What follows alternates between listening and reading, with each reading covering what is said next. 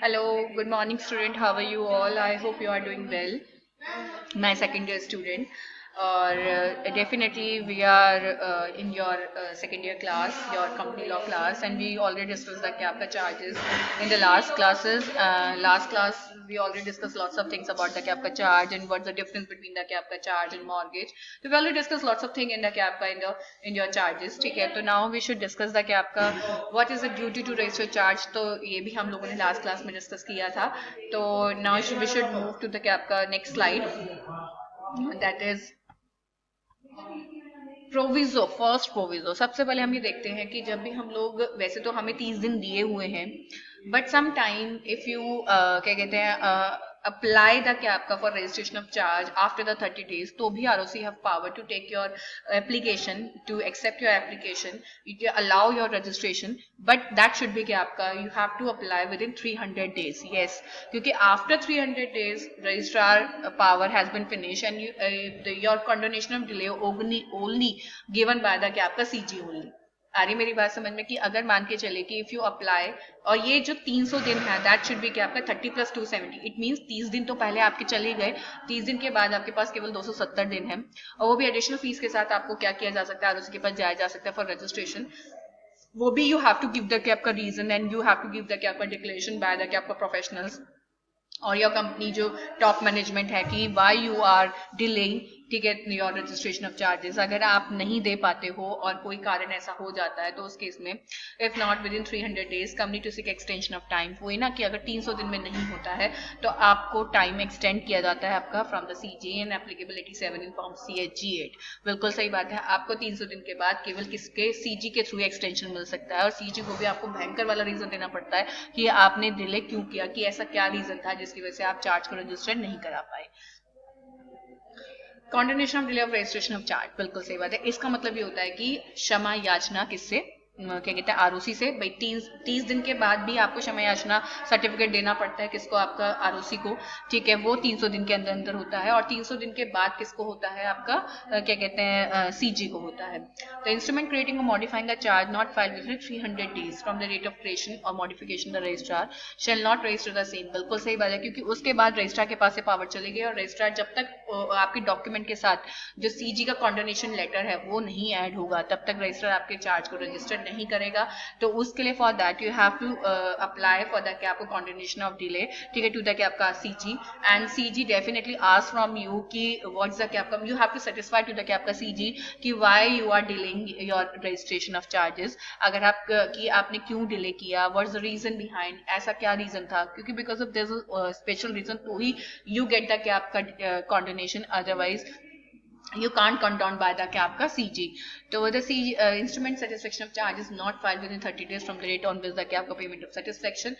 बिल्कुल देखिए, अगर रजिस्ट्रेशन ऑफ चार्जेस या मॉडिफिकेशन ऑफ चार्जेस को लेकर है तो 300 दिन है, और अगर सेटिस्फेक्शन, अगर मान के चलिए आपने चार्ज की पेमेंट कर दी थी, मतलब आपने जो पैसा लिया था वो पेमेंट कर दिया और अब आपको अपनी असट को छुड़वाना है, क्लियर है, क्योंकि उसके ऊपर किसका इंटरेस्ट रेट हुआ हुआ है, चार्ज होल्डर का. तो वो टाइम तो आपका 30 दिन के बाद से ही है, from the date on which such payment of satisfaction. Registrar shall not register, बिल्कुल वो तो 30 दिन के बाद से ये रजिस्ट्रार के पास से पावर चली जाती है, और ये पावर किसके हाथ में आ जाती है, सीजी के हाथ में आ जाती है. तो unless delay is condoned by the कैप का सीजी ओनली. ठीक है.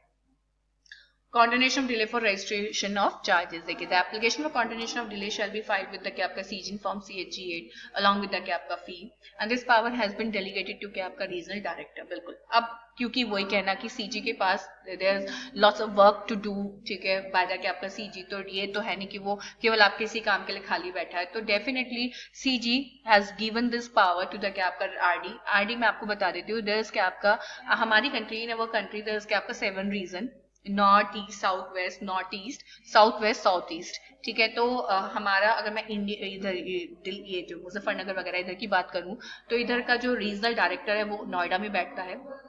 ऐसे तो बहुत सारे नोएडा में है, ठीक है, आपका क्या कहते हैं, चेन्नई में है, आपका बॉम्बे में है, और आपका क्या कहते हैं, चेन्नई, बॉम्बे, नोएडा, और फोर्थ वन इज क्या आपका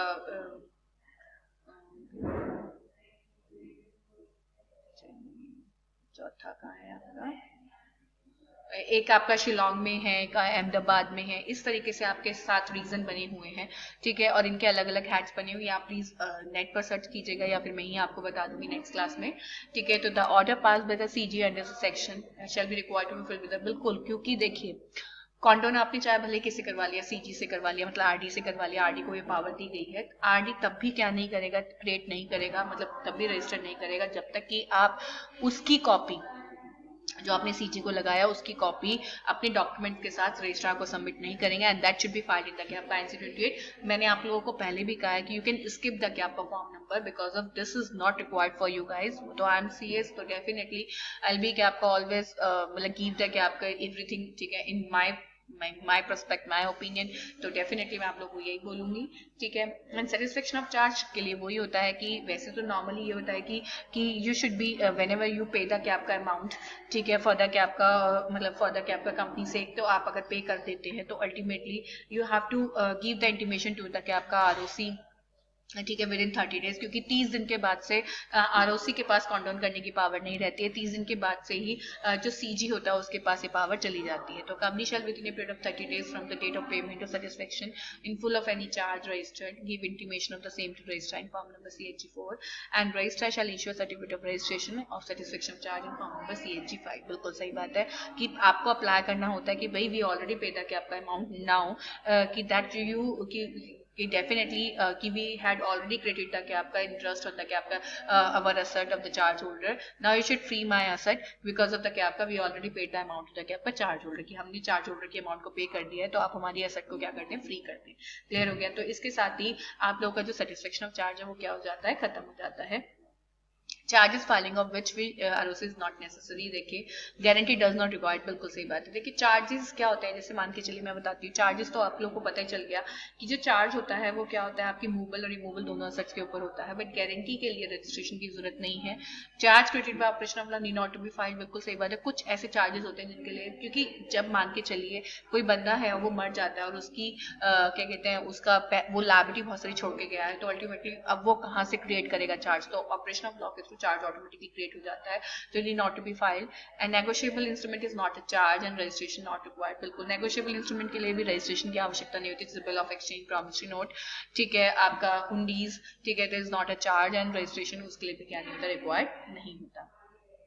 चार्ज के रजिस्ट्रेशन से क्या फायदा होता है आप ये समझिए। देखिए सीधी सी बात है, अगर मैंने किसी को लोन दिया और क्या कहते हैं सामने वाले बंदे ने लोन लिया और उसने अपनी असेट पे चार्ज क्रिएट करने का वादा किया, क्लियर हो गया, अब उसने भी अपने असेट पे चार्ज क्रिएट नहीं किया और मैंने भी इस बात पे ध्यान नहीं दिया कि उसने किया है नहीं किया, तो कल क्या होगा, कल जब वो बंदा पे करने लायक नहीं रहेगा तो अल्टीमेटली जब उसके असेट का वैल्यूएशन किया जाएगा तो मैं भी क्लेम करूंगी, मतलब आप लोग भी क्लेम करेंगे जिसने उनको पैसा दिया था, तो आप अनसिक्योर्ड क्रेडिटर के रूप में काउंट होंगे, आप सिक्योर्ड क्रेडिटर के रूप में काउंट नहीं होंगे। क्योंकि आप सिक्योर्ड क्रेडिटर के रूप में इसलिए काउंट नहीं होंगे क्योंकि आपने उस चीज को रजिस्टर कराया नहीं था। जब आप क्लेम करने जाएंगे तो आपके पास किस बात का प्रमाण होगा कि आपका भी कंपनी की संपत्ति के ऊपर क्या है, इंटरेस्ट है, और जब आपने उसको रजिस्टर किया ही नहीं, क्योंकि मैंने तभी कहा था वैसे this is the responsibility, this is a part of responsibility of क्या आपका कंपनी, बट अगर कंपनी नहीं करती है तो this is a part of the responsibility of charge holder, क्योंकि उसका भी उसमें हित इन्वॉल्व है। कल अगर उसके साथ गलत होता है, कल अगर कंपनी क्रिएट नहीं करती तो गलत तो किसके साथ होगा, जिसने पैसा दिया है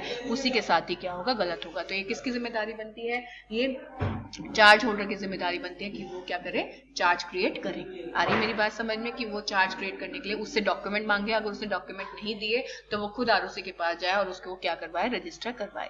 तो वही है कि ROC will maintain register of charge in respect of, क्योंकि देखो सीधी सी बात है क्या होता है ये, बल्कि आप लोगों के जो बाहर के लोग हैं उन लोगों के लिए भी बहुत जरूरी होता है, क्योंकि कल अगर आप लोगों ने अपनी असेट के ऊपर चार्ज क्रिएट कर रखा है और आपने ये वाली बात नहीं बताई ROC को, तो रजिस्ट्रेशन नहीं हुआ, रजिस्ट्रेशन नहीं हुआ तो आपके बारे में, आपके असेट्स के बारे में पूरी फाइनेंशियल डिटेल पब्लिक को नहीं मिल पाएगी, ठीक है, और ये आपके प्रोस्पेक्ट में भी सही नहीं होगा, क्योंकि कल कंपनी के बारे में जब लोगों को नहीं सही से पता चल पाएगा तो अल्टीमेटली ये इशू कंपनी के सामने भी आएगा कि कल अगर कोई झूठी बात निकल कर आती है तो कंपनी की इमेज डाउन हो जाएगी।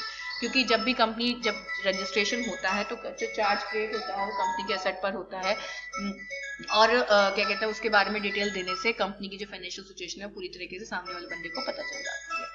तो बेसिकली मेरा ये मानना है कि रजिस्ट्रेशन ऑफ चार्ज होना चाहिए, चार्ज को रजिस्टर कराना चाहिए, और ये दोनों की जिम्मेदारी बनती है, जो कराने वाला भी है और जो करने वाला भी, जिसने लोन दिया भी है और जिसने लोन लिया भी है। ठीक है, चलिए इसके साथ ही we should end our class, और मैं आपसे फिर वही वाली बात बोलूंगी, ठीक है, आप प्लीज घर से बाहर मत निकलिए, इस टाइम पर घर से निकलना सही नहीं है। चलिए, okay, bye guys, take care.